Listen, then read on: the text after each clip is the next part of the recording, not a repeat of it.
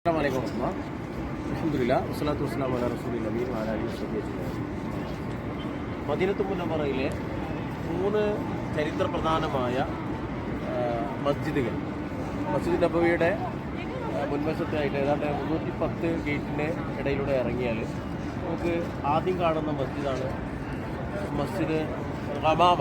പ്രവാചകൻ സല്ലല്ലാഹു അലൈഹി വസല്ലമ മഴയ്ക്ക് വേണ്ടി നമസ്കരിക്കുകയും പ്രാർത്ഥിക്കുകയും ചെയ്ത ഒരു സ്ഥലത്ത് നിർമ്മിക്കപ്പെട്ട ചരിത്രപ്രസിദ്ധമായ പള്ളിയാണ് ഖമാമ.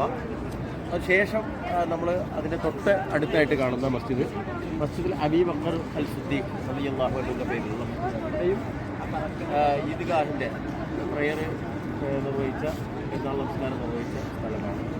മറ്റൊരു മസ്ജിദ് നമുക്ക് കുറച്ച് ദൂരെയായിട്ട് കാണാം. അത് മസ്ജിദുൽ അലി ബിൻ അബീ താലിബിൻ്റെ പേരിലുള്ള മസ്ജിദാണ്. ഈ 3 മസ്ജിദുകൾക്കും ചരിത്രപരമായ പ്രാധാന്യങ്ങളുണ്ട്.